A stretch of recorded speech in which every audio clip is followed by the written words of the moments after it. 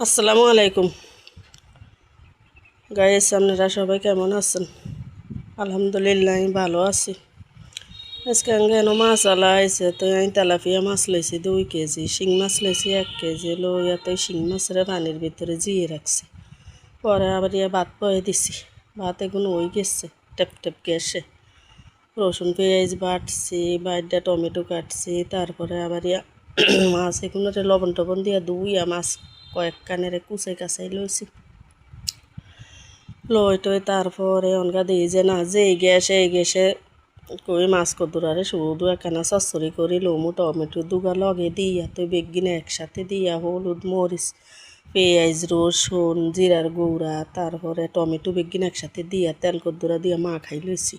মা খাই এবারকার লই গেছি লাকড়ির চুলাত নিয়ে এইখান লবণ টবণ দিচ্ছি দিয়া বেগিলিনারে দিয়ে একসাথে করে মা খাইছি।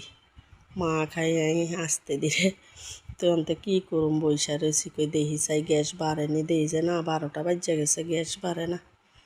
তো এই তাড়াহুড়া করি আইন চুলার কাছে গেছি গিয়ে লাকড়ির চুলায় যাইয়া তো সব কিছুর দাম বেশি, কেমনে কী করবো? যে টমেটো আছিল 15 টাকা 20 টাকা, এগুলি রনকার দাম বেশি। তো এই লাকড়ির চুলায় গিয়ে দেখেন আগুন ধরাই দিছি।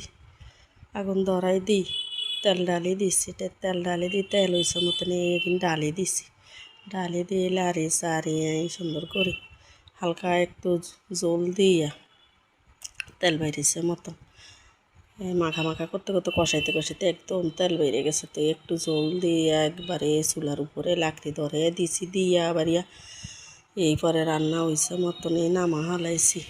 নামাই এই পাখে দিয়া তো অন্য বাড়ি ওগার মধ্যে ডালি লইছি। ওই ছেলের লেগে মেয়ের লেগে ভাত টাত বাড়ছি। আমি বাড়ি টাড়ি তো এই থুইছি সেগুলো বাইয়ে না। তো ঠিক আছে, আর চ্যানেলটা নতুন, আপনারা সবাই একটু সাপোর্ট করিবেন। আসসালামু আলাইকুম।